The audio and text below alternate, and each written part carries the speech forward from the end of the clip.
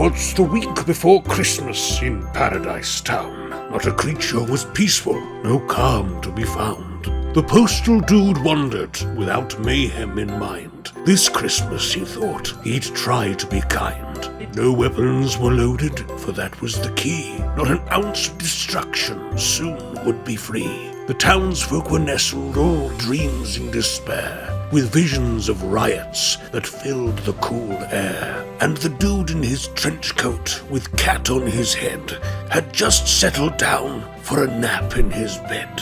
When the sun soon arose, he broke off his snores and headed into town to start his day's chores.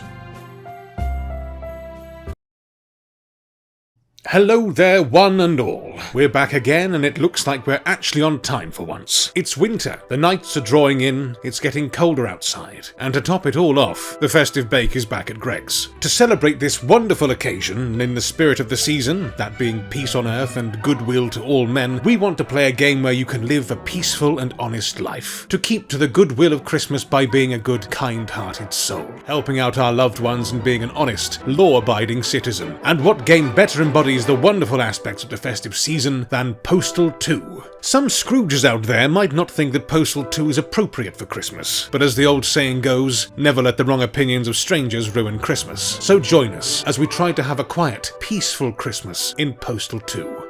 Welcome to A Peaceful Present in Paradise. In other words, we're trying to do a pacifist run. We start off on Monday in our trailer in the idyllic town of Paradise. Our loving wife gives us our chores for the day and we head out into the town. Our chores for today are pick up our paycheck from the Running with Scissors offices, go to the bank and cash our paycheck, and get milk, probably for Santa. First of all, we head to the offices of the Running with Scissors game developers to collect our paycheck. But oh no, what's this? A group of protesters have gathered outside the offices of this perfectly innocent video game company and are decrying violent video games. That's not very Christmassy. If you've played this game before, you know exactly what we can choose to do to this group of pearl-clutching busybodies. However, we'll let it go this once. It is Christmas time after all. We head into the building and through to our manager's office, who, in a fit of festive cheer, promptly fires us on the spot. Nothing personal, man, but you're fired. But I just started yesterday. Oh. Okay, what did we do wrong? Well, we didn't want to make violent video games anyway. Have fun making Postal 3 without us. I'm sure it'll be a great success. We could choose to curse and flip the bird at Vince, but that just makes him mad and he immediately unalives us. So we'll avoid doing that. Vile words aren't the answer in this case. We grab our paycheck, but as we go to leave, the protesters outside very quickly decide to be hypocrites, pulling out guns and storming the building. Well, we can't just stand here like a turkey waiting for Bernard Matthews to take us behind the woodshed. We'd better get out of here. Running and jumping helps avoid the protesters' gunfire, but the fact that they have the same shooting ability as an Imperial Stormtrooper helps us greatly.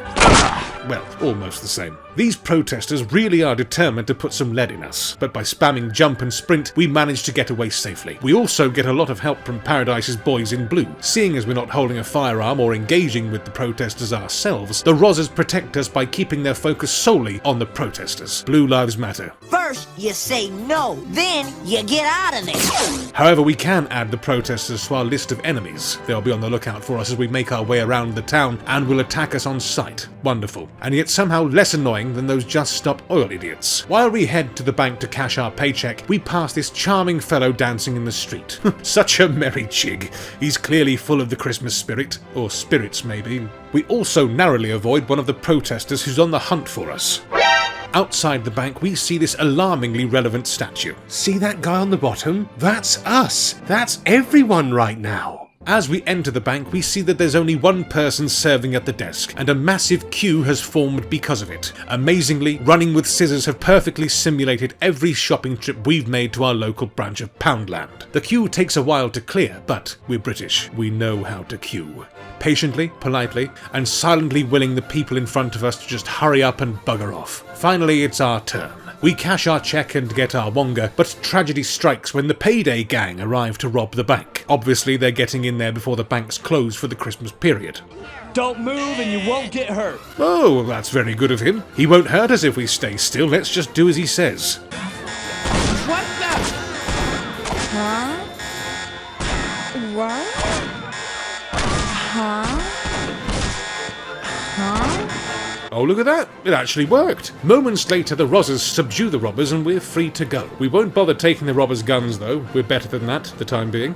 We leave the bank and head to the Lucky Ganesh convenience store to buy milk and round off our busy day. Once more on our way through the town, another protester spots us and tries to take their impotent rage out on our person. And once again, the Paradise PD swoop in to save our ass, quickly dispatching the nutter. Thank you, you glorious donut lovers. The Lucky Ganesh is a charming little shop with plenty of things to buy.jpg. We join yet another queue, reach the counter, and buy our delicious jihad goat's milk. Well, I'm sure Santa won't mind what animal the milk comes from. Did you know dog's milk lasts longer than any other kind of milk? Do you know why? Because no bugger will drink it. Exiting the store, we pass another street fight that we have absolutely nothing to do with. I guess Paradise is just rife with wrong-uns, even at Christmas time. And right outside the book repository too. They're notorious places for gun crimes. After watching the show for a few moments, we head back to our trailer and to the loving embrace of our wife, who's pleased that we managed to complete all of our chores. Did you go by work? Yeah, apparently I'm on sabbatical or something. Well, good. Maybe you can get a few more things done for me. Tuesday.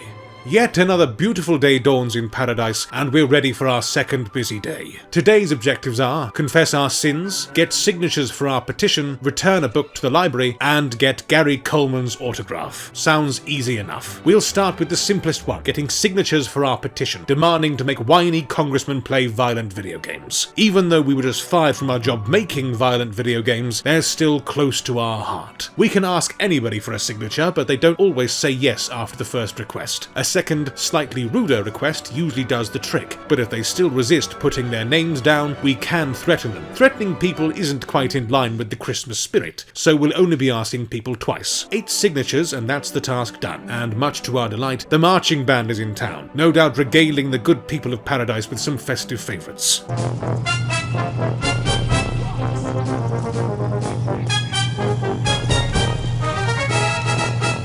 Or maybe just Sousa's Stars and Stripes forever on a loop. We can follow them around and listen to their music while we get our signatures. People might think we're with the band and be more willing to sign. No way, you freaking pinko. We only need one more signature. Following the marching band was a really stupid petition. I've got stuff to do. Okay, I guess that sounds pretty good. Thanks.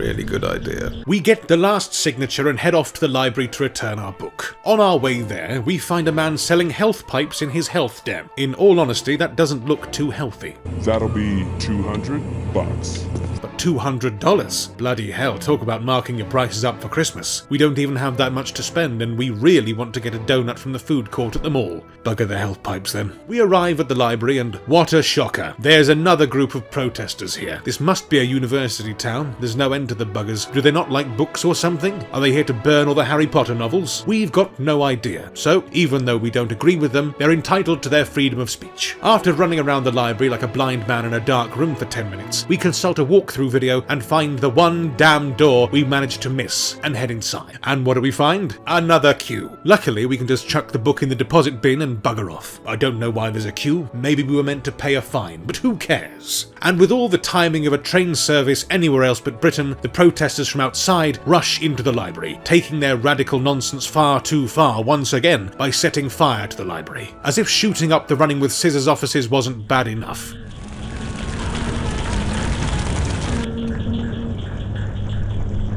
Suddenly, it's like we're in a horror game. We find ourselves all alone. We are but an island in a sea of darkness and flame. Or maybe we're just distracted by the artistry of the moment, who knows. We have to get out of here pretty damn quick, but thanks to scripted events, our escape attempt is hampered by falling rafters and bookcases. We die several times trying to get out of the library, and we take a good whack of health damage. Christ, it was hard enough getting into this place. Getting out while it's on fire is bloody ridiculous. Eventually, we get ourselves out of the hellish maze of conflagrated codices, and we are finally free. Free to carry out the rest of our chores. Next up, we'll head to the mall to grab ourselves some donuts and get Gary Coleman's autograph. I tell you what, I loved Gary Coleman in My Wife and Kids. This is going to be great. We're having a bit of difficulty finding the bloody mall, as navigating the in-game map is a bit, well, poo. The map unlocks a section of paradise for us to explore on each day, so the only way for us to get from the library to the mall is through the Running with Scissors offices. This shouldn't be too much of a problem. It'll still be full of protesters and staff members fighting each other from yesterday. Hopefully they'll be too busy with themselves to notice our presence. As it turns out, they're not too busy to notice us, and we just managed to make it through without carking it, despite losing most of our health to the library fire. We get to the mall, and to replenish our health, we buy donuts, some pizza, and what I think is a brown bag of Chinese food from the food court. We cram all these traditional American Christmas favourites down our neck, and we're feeling great once again. We take a brief moment to have a gypsy's kiss, and on the way out, we stumble upon another fight. We're getting dinner and a show today, lads. The cop even takes the guy's money. Got in there before we could. We get to the atrium in the mall, and there's yet another queue. Gary Coleman's book must be number 1 in Richard and Julie's Christmas book club. Once again, we queue in exemplary British fashion. Come on, you bastards, move. Oh, I love you, Gary. My favourite cheat in this game is to turn all the NPCs into you. Yeah, sure is. However, no sooner do we get our autograph when another unfortunate event occurs. The police arrive and want to arrest this dear, sweet national treasure for some reason. Gary stands his ground, refusing to go with the officers, willing to fight to the last. Go back to the donut convention. I ain't going nowhere. And we are willing to sit back and watch.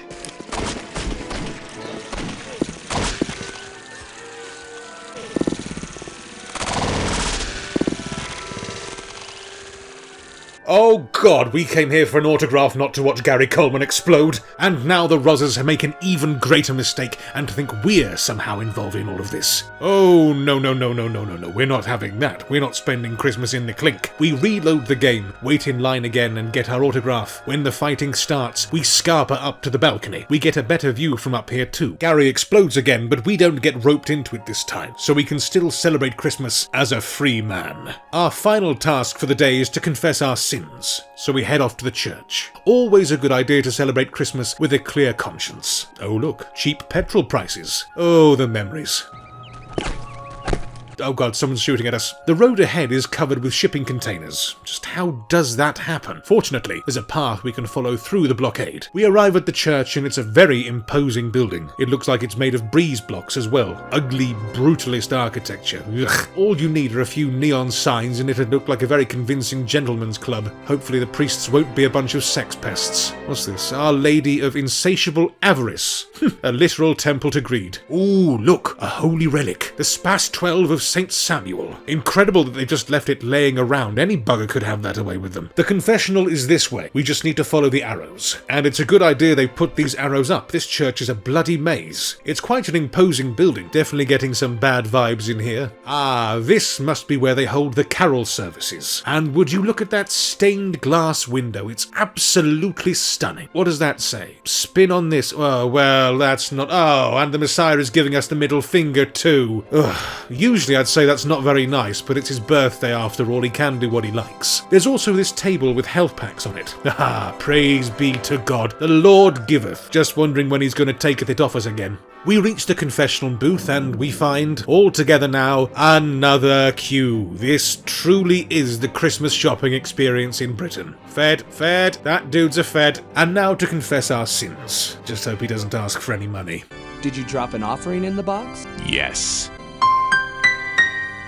Then you are forgiven, my son.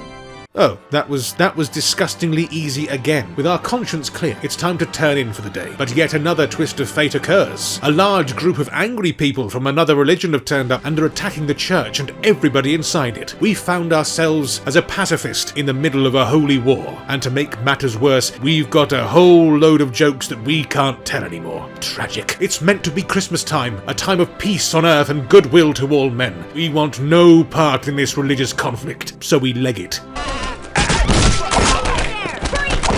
Oh, there we go. I told you the Lord would take that health away from us. We managed to escape the madness unfolding in the church and make it home safe and sound. Wednesday. It's the dawn of the third day and we're ready to greet the morning with a smile. Our tasks for today are piss on Dad. Oh, that's a lovely Father's Day present. Vote. and get the Christmas tree. First things first today, we head off to exercise our democratic right at the Caucasian Mandarin restaurant. Strange place for a polling station, but Chinese food is tradition on Christmas for some. We get to the restaurant with no issues and scribble our answers down on the paper. We don't know who we're actually voting for, but they can't be any worse than the people currently running the place. With our constitutional duty well and truly performed, it's time to get the big ticket item, the Christmas tree, and we head to Jethro's Peace Tree Emporium to grab it. On our travels across town, we get attacked by some book-burning, office-shooting protesters, but happily, the police intervene once again, and we make a clean getaway. It's a bit of a walk to get this Christmas tree, but it gives us a chance to explore a bit of paradise we wouldn't usually see. There's a distinct lack of Christmas decorations around here. It's got us wondering if the town council are miserable or just bankrupt. It doesn't take long before we arrive at Jethro's Tree Emporium. Time to pick us a tree. How about this one? Not that one. Okay, he doesn't want that one. What about this one? It looks alright. I don't think so. Nope.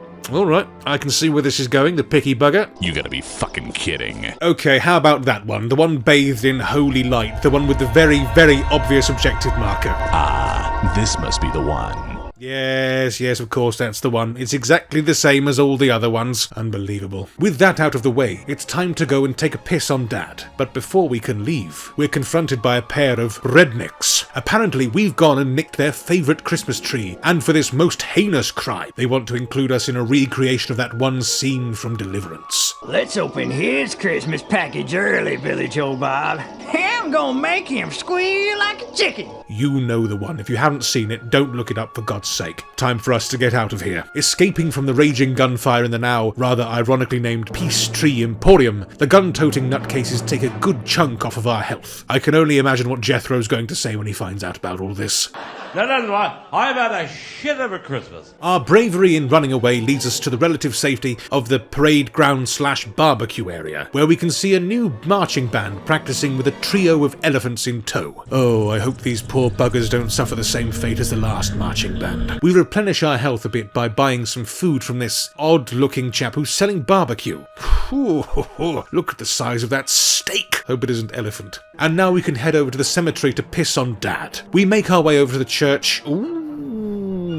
The church is now a mosque. That was a bloody quick transformation. What does the sign say now? Our Lady of Infidel. Oh. At this point, we are legally required to avoid making jokes. What you are about to see is a reconstruction of the events that happened towards the end of that fateful Wednesday. Thanks to a severe recording software error, the original footage was lost, and only the audio remained. Any deviations in the amount of money we have, our health, or what clothes we are wearing at this point are purely due to this hasty reconstruction. We head round the back of the mosque and into the graveyard. Maybe our dad's the grave digger here. What's this? The Gaza plot. Oh, the Gaza plots. Oh dear. We're giving that a bloody wide berth. There's some interesting headstones here. Let's have a look. We do like a good comedy eulogy. Teen sniper. Fire-seeking cats. Rebar gun. Eventually, we find where our father is. He's dead, that's where he is. Time for us to give him his Father's Day / Christmas present.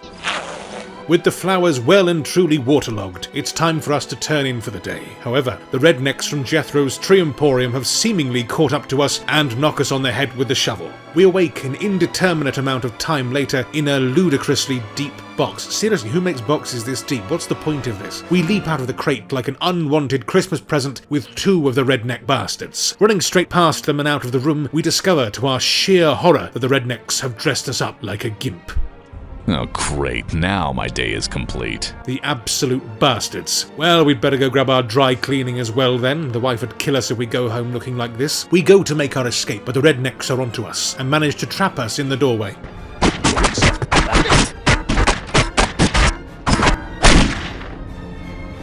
We'll try that one again. We avoid the rednecks this time, duck under some pipes, avoid more rednecks, duck and jump over some more pipes, and then we fall straight into a pit. Oh, for the love of... Take 3. Rednecks, pipes, more pipe jumping. We find a health pipe this time, so that's good. We come up into the main production area of the brewery where, under fire, we have to partake in a bit of first-person platforming on a conveyor belt that looks more like the droid factory from Star Wars than a brewery. Corporate needs you to find the differences between this picture and this picture. They're the same picture. Takes a couple of tries, but we manage it. Now for the really fun part, trying to avoid a hail of bullets as we attempt to find the exit. Luckily for us, we have some of those health pipes on us, so that softens the blow. This can't be good for me, but I feel great. We emerge into a circular chamber with steps up one side and a sheer drop on the other. This is a bloody health and safety nightmare, this place is. Why aren't there any railings? However, as we go up, the rednecks come down, trying to catch us in a pincer maneuver. We physically vault over one of the buggers and manage to get past a few more before using a service tunnel to give the rest of them the slip. We jump down onto another gantry, get lost for a moment before finally sprinting for the exit. Oh, thank Christmas that's over. If it wasn't for those health pipes, I think that would have been much harder, but they'll come back to bite us in the arse at some point. Man, I gotta stop smoking this crap. Remember kids, don't smoke health. Well, we're out of the brewery, but we're still dressed in this bloody gimp suit. Everybody's laughing at us. You look like an ad for garbage bags. It's enough to make somebody go postal, too. We'll make a beeline for the laundrette, get some proper bloody clothes on. How much is this going to set us back? I hope he's not expecting much. Here to pick up my normal clothes. That'll be $100. We don't have 100 bloody dollars. Humbug. We'll just nick this as well. Originally, we ended up hoofing a cash machine for some money, but that was one of the bits OBS decided not to record. A quick change into our normal clothes, and we're ready to head back to the trailer. We hope the wife likes the Christmas tree. A Christmas tree! I can't wait to decorate it. Yeah, it was pretty cheap since it's July and all. What do you mean it's July? Thursday. As Thursday dawns over paradise, we're ready to head out once again. Our tasks for today are get napalm, get crotchy, get steaks, pay a ticket. We'll kick things off by purchasing some steaks at Meat World. We've only got $5, so that could be a bit of an issue, but I'm sure we'll find a way around it. Is that a soldier? Things are getting serious around here if they're starting to bring in the National Guard. We arrive at Meat World and gaze in awe at its majesty. Thankfully, there's no queue this time, but there's nobody serving at the till. Yet another peril of shopping in Britain at Christmas time. We'll just head into the back room, and surely they won't mind, seeing as we're local. As we head into the back rooms of Meat World, we make a startling revelation. The meat they sell here is people. Oh God. Silent breed is people! The employees spot us, and realizing their illicit meat harvesting operation has been rumbled, they ask us to leave by shooting at us. This is becoming a bit of a theme now, isn't it? We hightail it through the refrigerated back rooms. Happily, once more, the police have swooped in to intervene with these murderous meat peddlers. Hang on, why have we got a wanted level as well? We only came here to buy some rather suspect meat. Oh, brilliant. They've sent the SWAT gimps in as well. We really need to get the hell out of here. Whew. Now we've survived yet another unwarranted shootout, we need to lay low for a bit until the heat clears. We can add the butchers to our list of enemies as well. This thing's just getting bigger by the day. With our wanted level finally dissipated, we head over to Paradise's police station to pay off our ticket, but our severe lack of liquid assets will more than likely cause us more issues. We enter the police station, head over to pay our fine, and this cheeky bugger wants $300 to pay off our DUI ticket. Shit. I'm sorry. We must be within the 14-day period, as that isn't too much considering what we've done, but we really don't have the cash. We'll have to come back when we've got the money. In that case, we'll head over to the napalm factory. Hello, miss. I need to buy some napalm. To kill weeds in my lawn, as far as you know.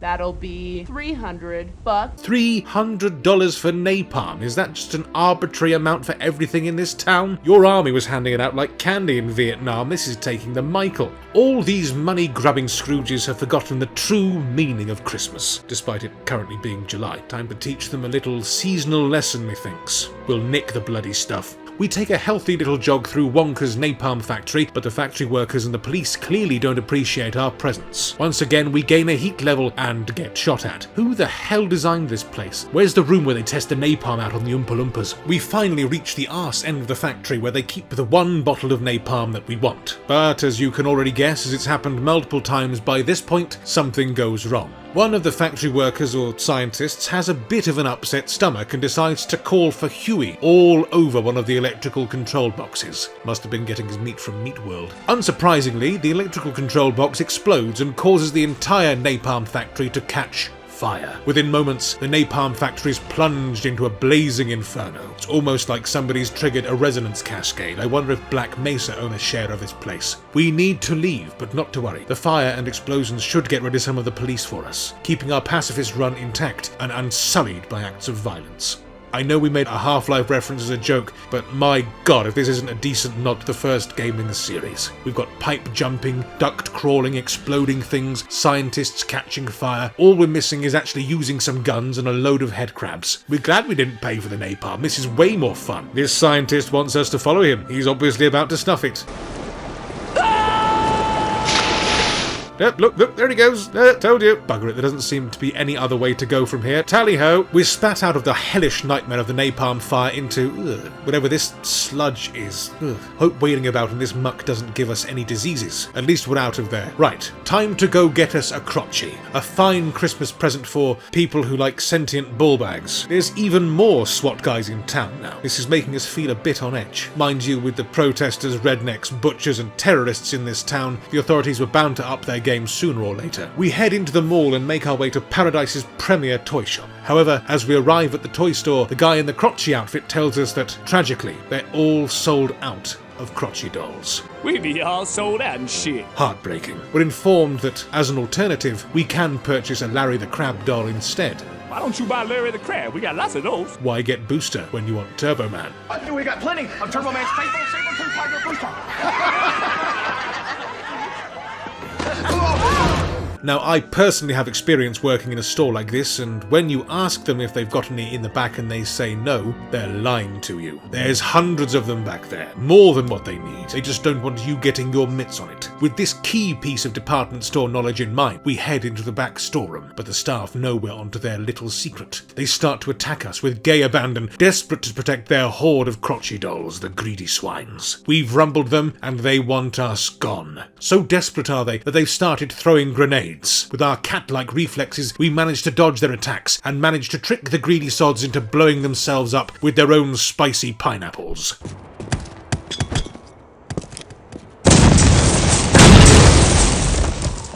With the bulk of the stockroom super soldiers taken out by their own hand, we grab the one remaining crotchy doll, just the one. Alrighty then. But fate twists our sensitive nipples once again as the Rozzers turn up, clearly alerted by the sheer amount of gunfire and explosions coming from the warehouse of a toy shop of all places. We hide until our wanted level clears off, but as we head towards the exit, the manager of the store spots us trying to leave and alerts the cops to our presence once more. Okay, let's just leg it. Okay then. We head back into the shop itself, and the guy in the crotchy suit is rather displeased with us. As we try to avoid the angry, shotgun-wielding ball bag, the police manage to trap us in the door, allowing Crotchy to steal a good chunk of our health. I'll shoot! Freeze! Mommy.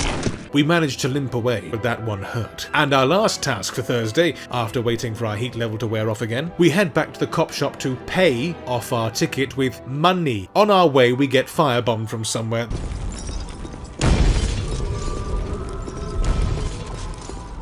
That's just lovely. We enter the police station. Obviously, we still don't have the money, but luckily for us, we can throw our ticket in the box upstairs and get out of here. We tried to play it stealthily at first, but one of the cops at the station sees us and— Stop right there! Stop! All hell breaks loose. We sprint through this absolute labyrinth of a police station, dodging the fuzz left and right. They're really not happy with us. Finally, we find the ticket return box and with some difficulty chuck our ticket in. However, as we turn to get out of here, we notice that almost every officer in the precinct has followed us upstairs and is either trying to arrest us or neutralize us. I think that's our cue to leave. Getting out is another nightmare, trying to trace our steps and jumps back to the exit, but we finally escape, making our way home to our loving wife. Friday. It's finally here. If you've made it this far, give yourselves a pat on the back. You've earned it. Well, we've reached the last day of our peaceful Christmas sojourn through the little town of Paradise. Our final round of errands are as follows. Get an alternator for our car. Pick up a package from the post office, and give Uncle Dave a birthday present at his compound. That sounds ominous. We'll head to the post office first to grab our package, and with any luck it'll be a big package. Champ, our dog, is following us for some reason. Hope he buggers off soon. We don't want him getting injured by the inevitable bollocks that'll occur, or knackering our pacifist run. There are a lot more SWAT gimps on the streets today. You know that sense of anticipation you get when a fight's about to start? That feeling you get when you think everything's about to kick off?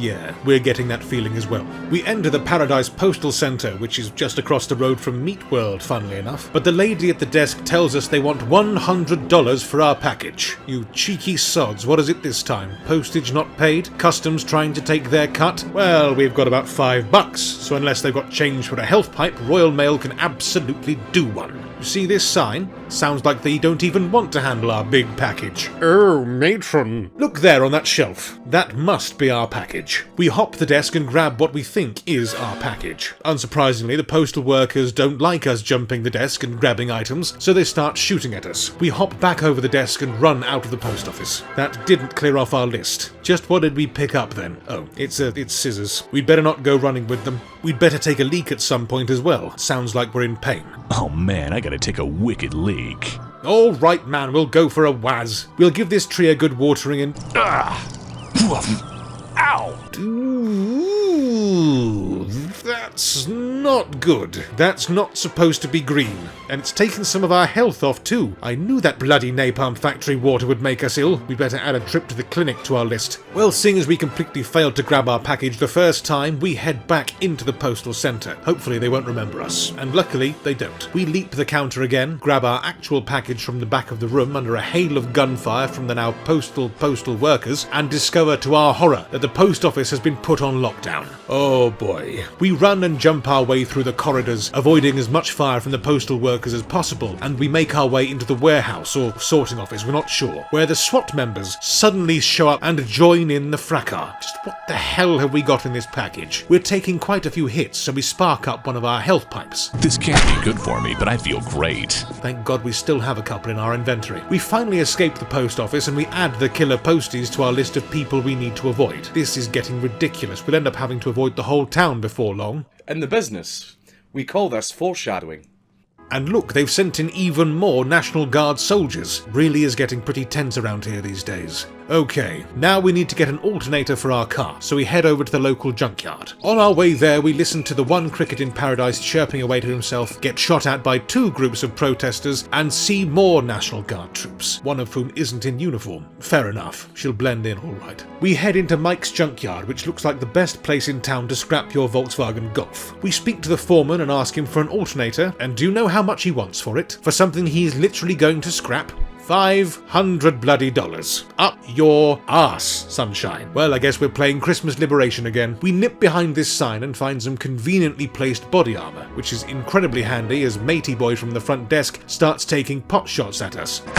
To make matters worse, we're then immediately attacked by a pack of dogs and somehow manage to wander into a fire, which we have to extinguish by dousing ourselves in pish. Off to a fantastic start here. Sprinting and jumping, we speed through the maze of junk and find the alternator we need just lying out in the open. $500, the cheeky bastard, and he's left this here to rust. We pocket the alternator and then the event happens. An even larger pack of guard dogs break out of their enclosure and what is that? Is that a guard tower? Anyway, that thing falls over and blocks our way out. So we'll have to go the long way round. We jump and run away from the pack of killer puppies, managing to avoid a total mauling for the first part. We grab some health packs down one dead end of this maze, but then we end up getting all turned around, so the dogs manage to take that off us as well. When we finally get our bearings back, we discover that the only way out of here is through the car crusher, but before we can actually make it through, the dogs overwhelm us and we fall, just short of escaping, and to add insult to injury, we get crushed as well. Spawning back in, we take much the same path as before, not getting lost this time though. And we find a pile of Larry the Crab dolls here as well. Sheesh, nobody likes Larry, do they? We Indiana Jones our way out of the crusher, and with the dogs snapping at our heels, we escape the perils of the junkyard. Whew!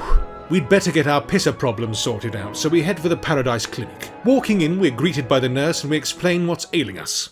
I'm experiencing a sort of burning, itching, spewing kind of effect.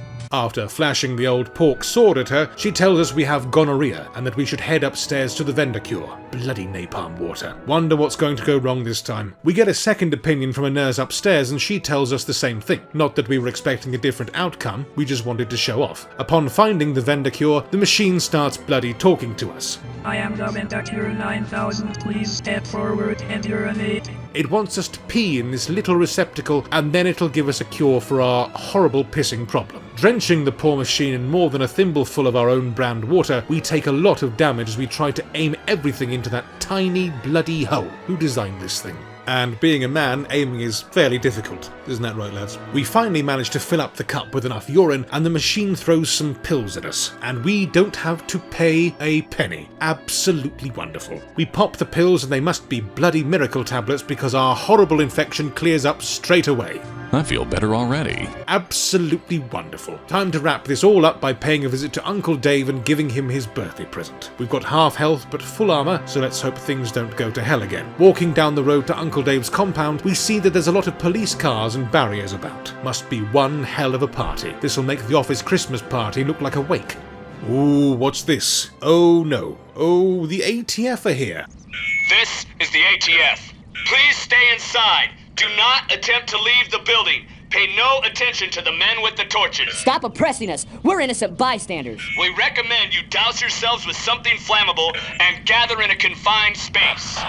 Ooh, we won't go into what this is referencing, but if you're interested, go and look up what events happened in Waco, Texas in 1993. In any case, Uncle Dave isn't going to surrender to the ATF of all people and defies their demands to stand down. He parties hard. Attempting to find a way into the compound, we get chased by even more dogs, so we give them the slip and jump onto the compound roof, parkouring our way around until we find an entrance. Uncle Dave's compound isn't such a bad place, despite the tank through the wall, fire damage and collapsing roof beams all over the place. Just needs some Christmas decorations to really set the mood. There's even a chapel with another stained glass window. We find Uncle Dave in his bedroom where he's clearly having a small party with a few close friends. We give him his gift, for which we get no thanks. That was worth the effort in getting here, wasn't it? Now that we've completed all our tasks, it's time to head home. A peaceful walk through the silent streets of paradise, which gives us time to reflect on the street. All the good deeds we've done, the people we've helped. We truly are the embodiment of the Christmas spirit. Look out! They're coming right at us! Nope, just kidding. The ATF storm the compound and we get a wanted level for just hanging around the place. It's all kicking off, so it's time for us to leave. As the cultists fight the pigs, we manage to avoid getting caught up in the skirmishes for the most part. All of a sudden, one of the cultists lobs a Molotov cocktail down the hallway, hitting us square in the head. How absolutely bloody charming. We head into the kitchen and piss straight up, extinguishing the flames. We find a couple of health packs in here too, that's handy. However, on our way out, the ATF soldiers manage to encircle us, blocking our exit, but we manage to slip past the sods. We bolt out of the compound the very same way we came in, and, leaving the ATF and the cultists to go at each other, we head for home. But what's this? We've found a newspaper. Good God, it's the apocalypse, and at Christmas time too. Random acts of violence in paradise have completely overwhelmed the military and the police. Well, at least we've done nothing to contribute to that, besides some simple theory. Nobody is safe, especially us. Look, they've even printed crosshairs on our forehead. Hold on, military denies accidental release of mind-altering gas. What? Is that why there's so many army and SWAT guys around the place? Have we missed a plot point here or something? Anyway, we'd better lose our heat level and get home. That SWAT dude looks a bit too happy. I wonder if he's been on the health pipes as well. This really is the apocalypse. Cats are falling from the sky. Random people on the street are shooting at us, but to be honest, it sounds far worse than it is. We've got the skills to get us through. Well, the town has completely gone to pot. Everybody's shooting at each other and at us indiscriminately. It's like turning on the riot cheat in GTA San Andreas. It's rather ironic, really. We've spent the whole game trying to avoid committing any acts of violence whatsoever, and now we're caught in the middle of a bloody gunfight. The entire town's turned into a PvP arena. Our heat level is dissipated for now, so the cops, SWAT and soldiers have stopped attacking us. I can't say the same for the civilians, though. Oh, you wait until the new year, peeps. There'll be hell to pay. Vengeance will be swift and sweet. Finally, battered, bruised and bleeding profusely, we arrive home. We head inside to our darling wife and settle down for a peaceful, silent Christmas night. In the town of paradise, where troubles accrue, the postal dude concludes his tumultuous queue. With chores completed and chaos abating, he longs for a Christmas serene and captivating. Amidst the mayhem, a tranquil reprieve, the dude finds solace on this Christmas Eve. No guns, no uproar, just a calm Yuletide, a peaceful respite from the chaotic ride. Honey, I'm home. You won't believe the day I've had. About friggin' time. Did you remember my rocky road? We'll put it on the list next time, you Well, we did it. A rousing success, and we're actually on time for once. We even managed to get the rank of Jesus. If that doesn't just top off the Christmas mood, I don't know what will. We're now on par with the Messiah. And we got the new start achievement as well. That's just lovely. From the two of us to all of you, we wish you a very, very Merry Christmas. If you're celebrating one of the other holidays at this time of year, if you're not celebrating and you're just looking forward to a quiet day at home or with the family, or if you're one of the many brave people out there who work over the Christmas period, we hope you have a wonderful time. May the festive cheer of the season fill your hearts with warmth and glad tidings. Thank you all for watching and engaging with our little channel. We're really humbled by the sheer amount of you who watch our stuff and leave such wonderful comments. You've helped us to get to almost 6,000 subscribers in the past 3 years. Thank you all so very, very much. If you'd like to share this video with your friends or family, if you'd like to leave as a like or write as a comment, please go for it. We always take great joy in responding to you guys out there. We'll see you in the new year. Here's to 2024. Here's to a bountiful and successful year to come for all of us, and let's raise a glass as our crazy little rock goes in for another lap around the sun. Thank you for watching.